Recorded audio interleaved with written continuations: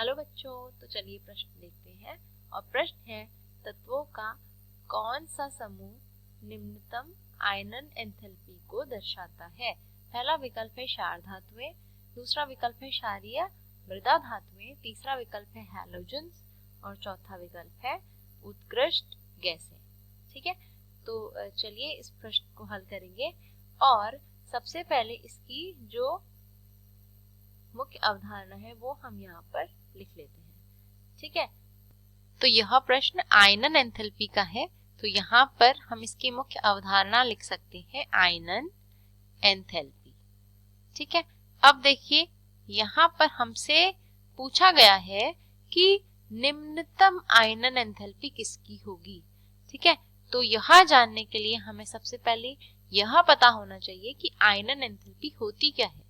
ठीक है, तो देखिए आयनन एंथैल्पी होती है किसी भी तत्व में से किसी भी तत्व के बाह्यतम कोश में से एक इलेक्ट्रॉन निकालने में जितनी ऊर्जा देनी पड़ती है उसे हम कहते हैं आयनन एंथैल्पी।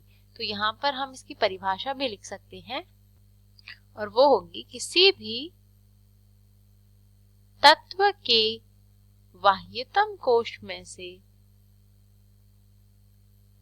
बाह्यतम कोश में से एक इलेक्ट्रॉन निकालने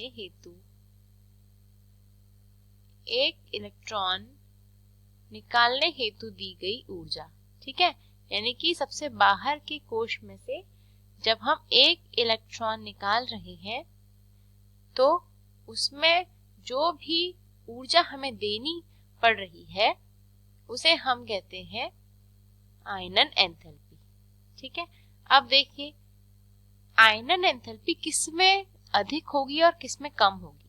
देखिए तो जो भी एक अच्छा धातु होगा, ठीक है, जो भी तत्व क्या होगा, एक अच्छा धातु होगा, उसकी आयनन एंथैल्पी क्या होगी, कम होगी, क्योंकि धातु जो होते हैं वो क्या करते हैं, वो आसानी से इलेक्ट्रॉन बाहर दे देते हैं।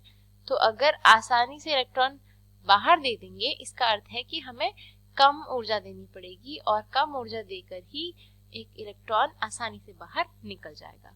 जबकि अधातुओं की अगर हम बात करते हैं तो अधातुओं में क्या होता है, जो आयनन ऊर्जा होती है वो काफी अधिक होती है, क्योंकि ये जो अधातु होते हैं वो आसानी से इलेक्ट्रॉन बाहर नहीं देते, क्योंकि इनकी विद्युत ऋणात्मकता बहुत अधिक होती है, जिसकी वजह से इलेक्ट्रॉन बाहर आसानी से नहीं देते। अर्थात हमें अगर इलेक्ट्रॉन बाहर निकालना है तो हमें बहुत अधिक आयनन एंथैल्पी देने की आवश्यकता पड़ती है, यानी अधातुओं की आयनन एंथैल्पी क्या होती है, अधिक होती है।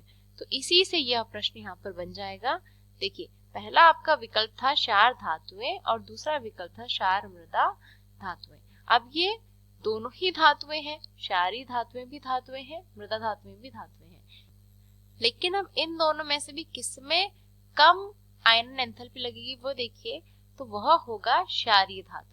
ठीक है, तो क्षारीय धातुओं में आयनन एंथैल्पी कम लगेगी। इसका कारण ये है कि क्षारीय धातुएं जो है ये वर्ग एक में आती है। ठीक है, तो वर्ग एक के जितने तत्व हैं उन्हें हम कहते हैं क्षारीय धातुएं, और क्षारीय मृदा धातुएं जो है ये वर्ग दो में आती है। ठीक है, तो एक से जब हम दो में जाते हैं, यानी कि हम बाएं से दाएं की तरफ जा रहे हैं, तो विद्युत ऋणात्मकता क्या होती है, हमारी बढ़ती है।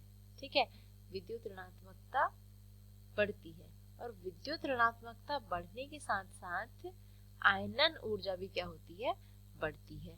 ठीक है, तो अगर हम बात करते हैं आयनन ऊर्जा की, तो वर्ग एक की जो आयनन ऊर्जा होती है वो कम होती है, वर्ग दो की आयनन ऊर्जा अधिक होती है।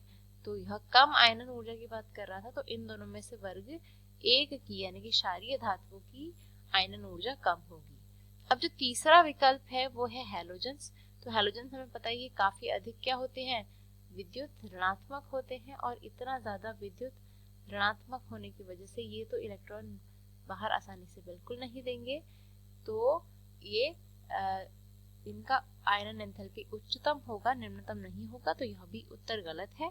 उत्कृष्ट गैसें हम कह सकते हैं अनअभिक्रियाशील, क्योंकि ये क्या करते हैं, किसी के साथ भी अभिक्रिया नहीं करते। ठीक है, और इसका कारण ये है कि इनके जो बाहरी कोश है उसमें इलेक्ट्रॉनों की संख्या पूरी भरी हुई रहती है, जिसकी वजह से अब ये ना ही इलेक्ट्रॉन लेना चाहते हैं ना ही ये देना चाहते हैं। तो अगर हमें एक इलेक्ट्रॉन इनमें से बाहर निकालना होगा तो जो आयनन एंथैल्पी की मात्रा देनी होगी वो बहुत अधिक होगी। तो यह भी उत्तर गलत है, क्योंकि जो निम्नतम आयनन एंथैल्पी हमें देनी पड़ेगी वो देनी पड़ेगी विकल्प ए में, यानी कि क्षारीय धातुओं में। तो इसीलिए जो ये जो प्रश्न है इसका जो सही उत्तर होगा वो होगा आपका विकल्प नंबर ए।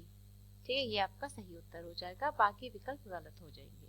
ठीक है, तो मुझे आशा है आपको यह उत्तर समझ में आया होगा। धन्यवाद।